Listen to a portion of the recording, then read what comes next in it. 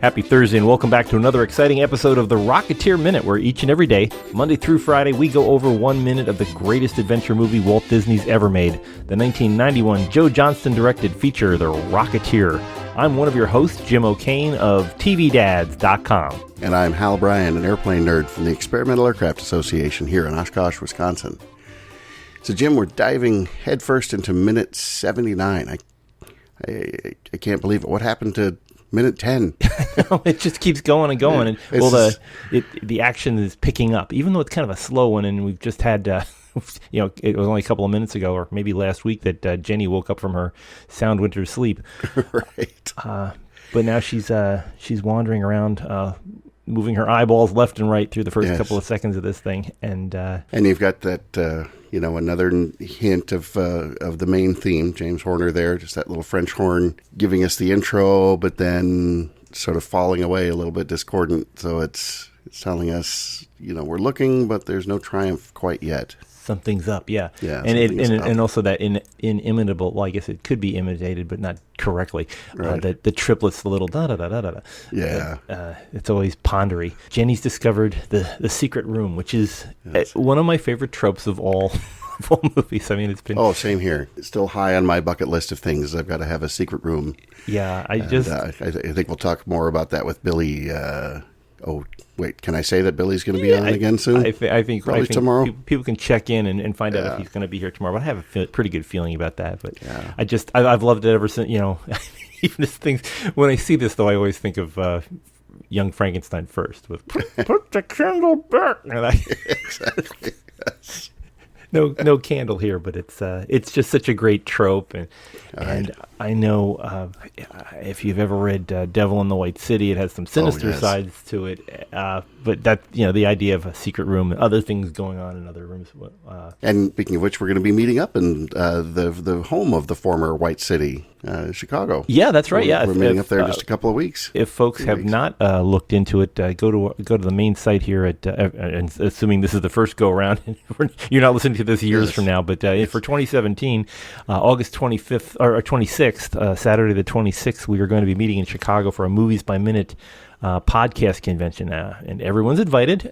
Check out our website to get a link to the Movies by Minute Chicago, or you can go directly to the moviesbyminutes.com site. Go to moviesbyminutes.com/Chicago, and you can pick up tickets there. It's really inexpensive if you're in the Chicago area. It's worth a trip.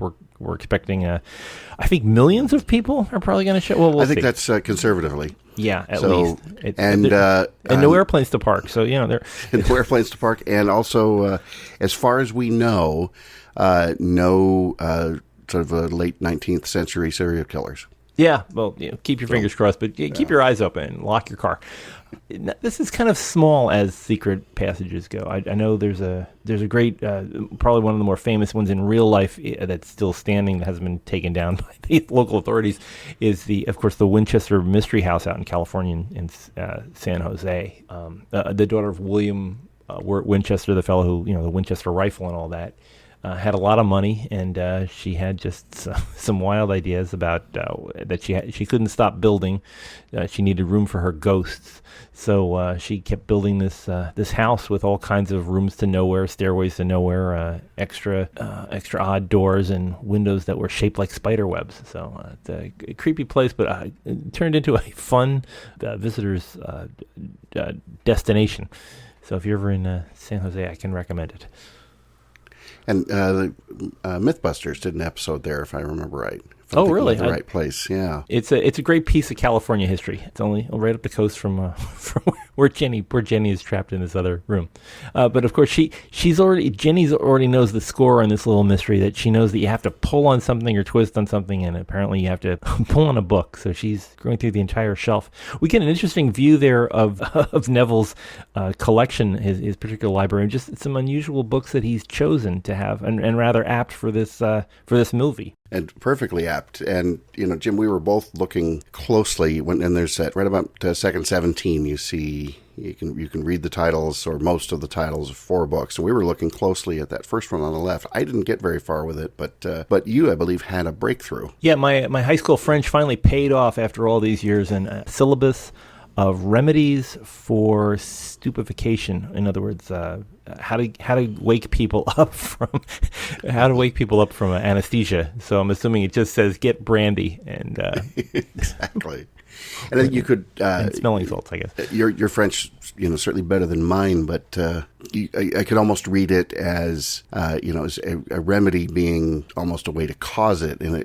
That's true. In addition to as a way to how to affect it, maybe, yeah. How to affect it. So yeah. So maybe that book is just hollowed out, and that's where he keeps his little chloroform bottles when they're not in his purple suit jacket for the next go around. It's like exactly. Chloroform, and then next to it is of course a book, Where Are We Going, by a rather famous name in World War I and World War II history, is David Lloyd George. Yeah, an interesting guy, prime minister of some note for what was it, about 6 years, 1916 to 1922, very much an appeaser of Germany. He had said, I'm just pulling up my notes here, there were a couple of quotes that he had. So George was just a big fan of post-World War I Germany. He called Hitler the man who won the war. He referred to him as the greatest living German. He went to Germany in 1936 to meet with Hitler, looked at all their public works programs, was all impressed with this. He wrote an article in the UK for the Daily Express saying about Hitler, the Germans have definitely made up their minds never to quarrel with us again.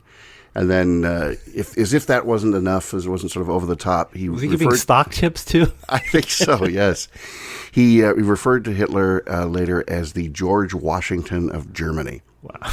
So. Ambrose Bierce talked about the definition of the word positive, and that's mistaken at the top of one's voice. He really was very positive about things. He really, really was. And it's interesting, he eventually fell away. Of course, Neville Chamberlain is the famous British appeaser, and Lloyd George liked that policy, at least early on, but he kind of fell away from it because he didn't like Chamberlain himself, and he did end up helping pave the way for Churchill to come in and take over, certainly in that heyday in the mid-30s. And to be fair, Hitler had obviously a lot of people fooled. But another nice little touch here that Neville Sinclair, the mysterious connected, maybe he's a closet Nazi, Yeah, as a book by this particular PM. Yeah, and like you said, it wasn't an entirely unpopular opinion at the time. I mean, we have 20/20 hindsight in how things were viewed back then, but there were people as varied as Joe Kennedy, father of all the of future presidents and senators and things like that. He was very much on Hitler's side and was talking about he really managed to. He sent back messages saying he's really gotten industry in hand over there, and he's setting them back on their feet, and just all this stuff that you look later on as complete nonsense and a terrible misread of history. Obviously, Neville Sinclair is another Brit who fell into that, or if he is British, or we don't know if the thing about it is that we don't know who Neville Sinclair is. If he's really, I mean, as we find out later on, he goes into a staged German accent he's turning all of his THs into Zs and stuff like that. I don't know if that means that he's play acting being German. Is he a Germanophile, or is he actually a German who's pretending to be British? Right, we really don't know. I always read that as suddenly he's speaking English without the fake, quote-unquote, fake British accent, and he's just lapsing into his German accent. But that seems sort of strange, because when we learn to speak another language, it's not a small challenge to speak a second language in different accents. And if you're trying to speak English, you would just tend to speak it the best way you could, not relax and and let your original accent show through. But yeah, I don't know. I mean, I know what little German I know. I've been told by Germans that I sound like I'm Bavarian, and that's funny too, because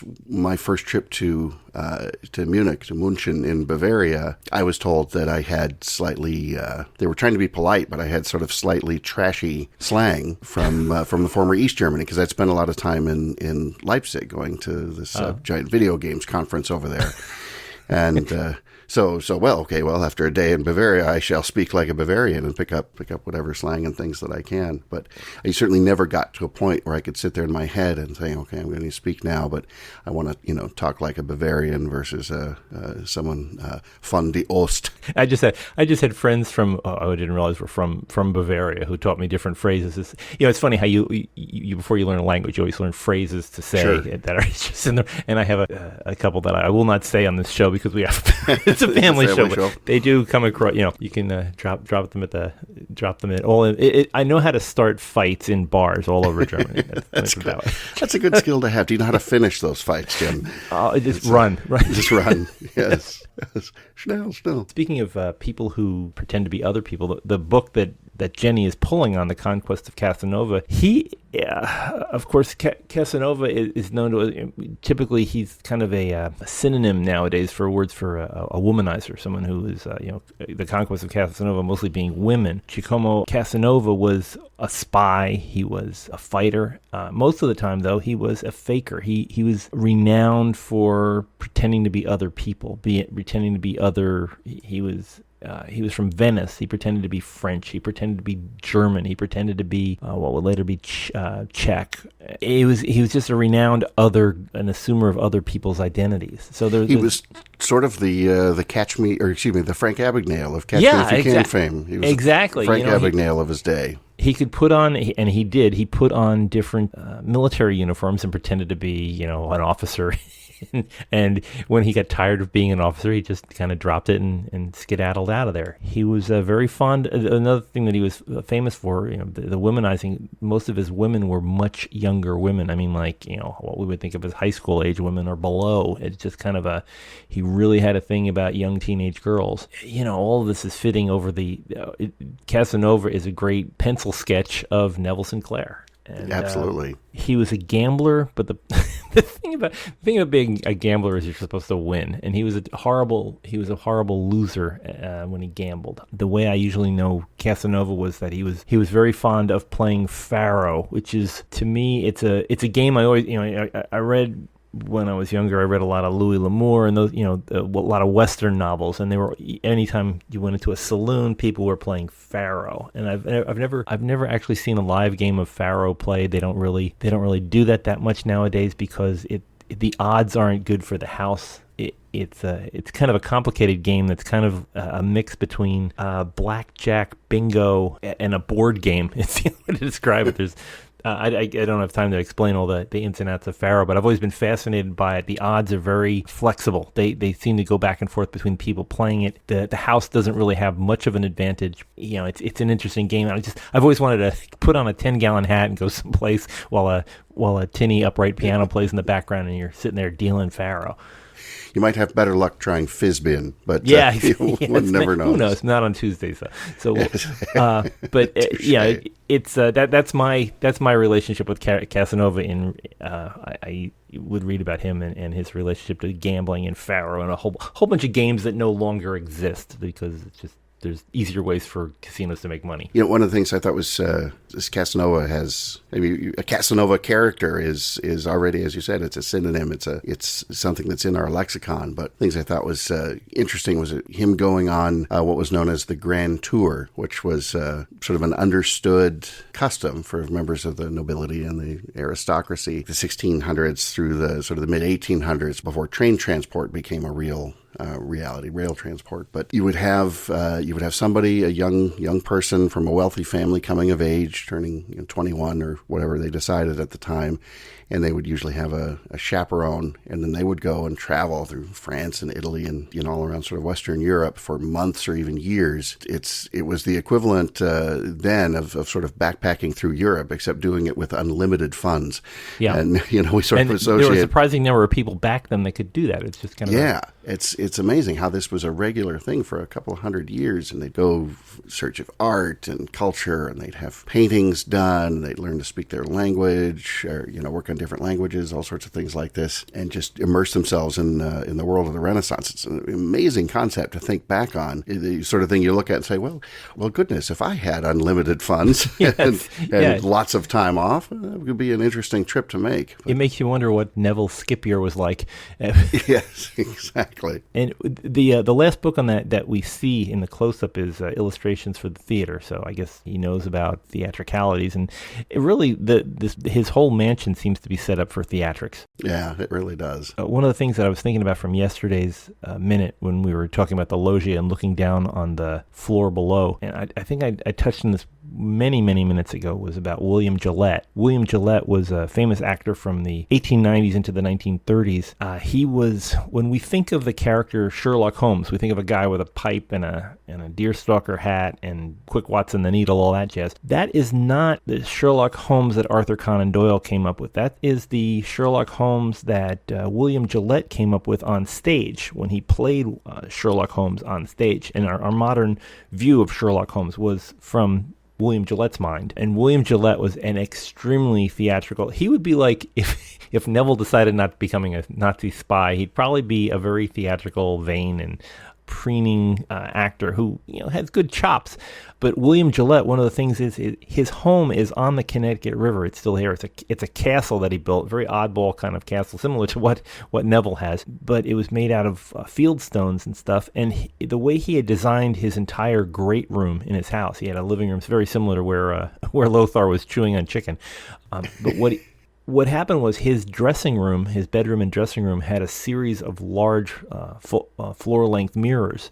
And William Gillette had installed microphones in his great room. He could listen in from his bedroom, and he would have his servants let in his guests. He invited people such as Helen Hayes, some remaining members of the Booth family when they were still around in the like Edwin Booth's children and things like that.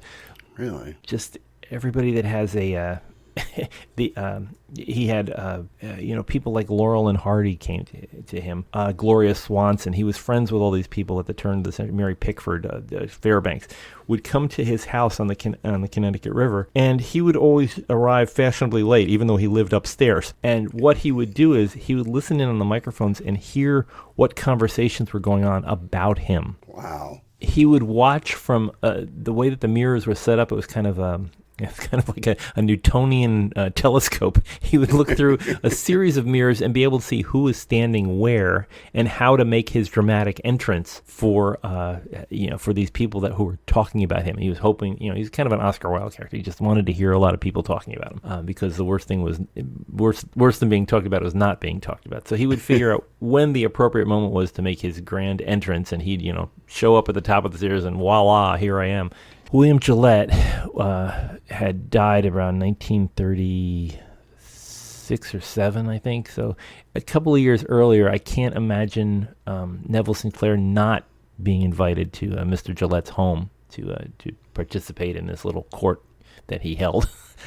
That was just a sideline I was thinking about from yesterday, but it involves the vanities of a Casanova type like Neville. Well, you can certainly see that applying, and it's interesting because if not a particular aficionado, I love the books and many of the interpretations. But if you'd asked me about Holmes, of course, I would have started with Basil Rathbone. So I didn't realize that sort of Gillette would have been there on stage, really creating that image. But certainly, when you go back and read Conan Doyle's books, you don't picture that deerstalker cap and the pipe unless you sort of really transpose it in there. You picture somebody who's really, really rather different, sort of edgy, and of course using a bit of cocaine to help him solve the latest mystery and all sorts of weirdness. I noticed as that massive door opens up, there is a painting on the wall that we don't get quite a glimpse of, but it's really horrifying. It's like kind of a caricature, and the fellow has he has cracks running up through his face. It's almost like broken glass, and it's a rather horrific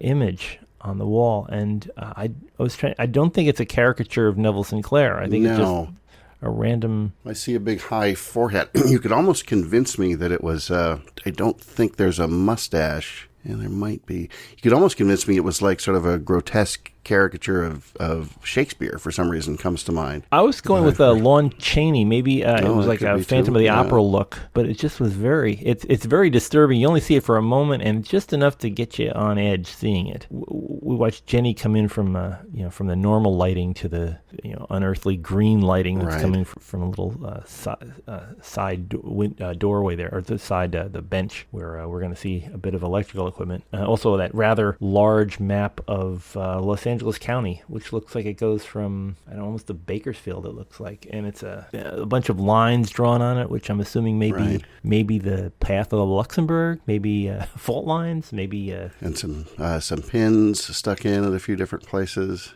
It could be tracking where the last locations of the Rocketeer were. Because one of the crossover points looks like the Baldwin Hills there. That very well could be. Yes, there'll be some Rocketeer sightings. So, something I wonder about for no reason whatsoever is you've got the day calendar on the wall there. I cannot picture Neville Sinclair like getting up in the morning and then going into the secret room and then, sort of whistling as he gets down to his spy duties and then tearing off a page.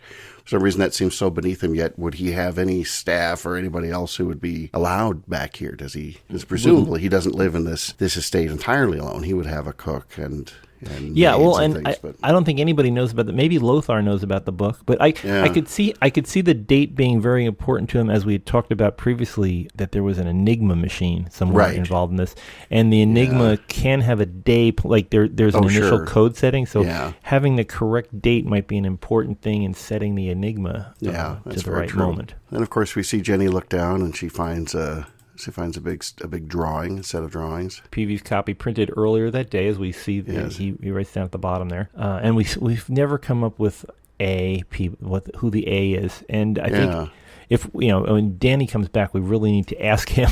It was A for Abner, was A for I'm assuming it's Abner, but it could be anything. Aaron. Abner Peabody. And every time I hear Abner, I just think of the neighbors on Bewitched. Oh, okay, yeah. Abner. Well, I would think, like, if you want the Indiana Jones connection, Abner Ravenswood. Abner.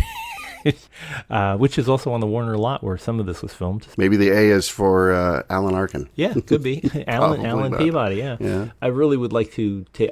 there's some beautiful... Thank goodness for Blu-ray. There's so much written on that particular drawing that I would like to go through every last little bit of all the parts lists and things. And I'm curious if any of our collectors out there have this particular drawing. Someone must, assuming it survived, but you would sure hope that it would. I would think so. And there's probably many copies of. I have a feeling this might be like a Xerox of whatever it was, and maybe Joe Johnson. If I were Joe, I would have kept this and had it framed. It really just has the whole feel of the Rocketeer right there. And I would assume that the schematic is done by Dave Stevens. It's just gorgeous. You would sure think so. And this is notes around it, ignite, fuel pressure, is, what is that, fuel equalizer pump. Yeah. And there's something about bleed and a mechanical drive. And you see this offset cam arrangement that would be turning a turbine. It has like a turbine fan that there's like a gas generator. It is actually drawn a lot like a liquid rocket. There's the separate, although on the cam wouldn't have been driven mechanically, which it looks like it's mechanical. Typically in a liquid fueled rocket engine, the pump is also another rocket, and it's similar to a jet turbine that the pump itself is another motor within itself that is powering the feeding of the fuel. And unfortunately, no oxidizer listed here. I don't see how one of the ways that you increase thrust is to add oxygen, and there doesn't seem to be an oxidizer built into this device. That's what the rocket science part of me gets a little bit annoyed about that, because it's like the way you increase, you either have fuel that is the most energetic fuel you can imagine, or you have an oxidizer, and there just doesn't seem to be an oxidizer listed on this screen. There seem to be just random pumps moving things in and out. But it's a beautiful thing. Yeah, it's just gorgeous. And then, of course, Jenny powers up the radio, which would be sort of no mean feat given the complexity of the thing, and starts to talk. And we don't at this minute cuts off before we know who might be listening. Yeah, I was wondering if this is an actual radio or if this is just a clever prop that someone's managed to screw into the sides of a what looks like a masonite. The backside of a masonite board, but it could just as easily be an actual radio. There's an S on it, which could be a clue as to what the. See, and I was trying to recall. My German is so rusty, but there's an S and an F. Is it or an F or an E? Maybe an E. And like emission and something else. Yeah, I was thinking like one side is sort of transmit, one side is receive. Yeah, because similar dial arrangement. Although you've got an antenna adjustment on the S section of it. Yeah, I know Alf and Zoo would be in and out. But I would think that one's an emitter and one is a receiver, but I don't know what the German word for receiver is. I'm sure one of our many fans will write in and tell us. I do appreciate whoever put this together was a good electrician, because the screw shapes are pointing in the same direction. It's one of the things my dad did a bit of electrical work and was always annoyed at when people would put in the light switches wrong. One of the, it's as simple. It has nothing to do with the functionality of a light switch, but generally you line up the screws so that it's just aesthetically nice from the outside. And this looks it's like somebody did that for aesthetics. A beautiful piece of machinery that you just like to have around. Exactly. Whether or not you're a secret Nazi. Yeah. But who are we to judge? I wish they sold desktop computers with cases like that. You could. No, absolutely. Just have a random needle zipping up and down, and somebody mumbling to you in German with a lot of static. I could live with that. But Jenny's getting ready to make her big broadcast to who knows who. I don't know why she wasn't looking for a phone. That would seem to make more sense. Who am I to judge a woman that managed to figure out how to get into a secret room? I don't think I'd get as far as Jenny does. Exactly. She really has was her. It? Yeah. All right, you'd find me sitting on some overstuffed couch just reading some of the books. I'd get that distracted. I'd probably be downstairs going, is there any more chicken? I think this is about all we can talk about in this thing. I think we've milked this one dry, Jim. I am impressed of how many things were going on in this particular minute. But we'll probably be able to talk with somebody tomorrow who knows a little bit more about what was going on at this movie tomorrow. So let's hold off until then. I think we've had a good solid minute of lots of information that people can digest. Not a bad minute at all. So anyway, well let's pick this up tomorrow. For people who like to join us on our conversation already and say, please, it's been 30 minutes. Write to us on all of our different social media. We're available, of course, as always, on Twitter, Rocketeer Minute, on Facebook, facebook.com/Rocketeer Minute. Find us at the big site, rocketeerminute.com. Catch up on all the previous episodes. Subscribe to us regularly on iTunes, Google Play. Go to either of those two marvelous little sites and type in Rocketeer Minute and press subscribe when you see us. Hot and fresh every morning, Monday through Friday, you'll get a new episode. Well, as long as we're still making episodes. We're only on minute 79, so we've got plenty more to go. But join us here tomorrow when I think we'll have somebody on from the movie who knows more about this way more than we do. So we'll see you here tomorrow on the Rocketeer Minute. So until next time, over and out.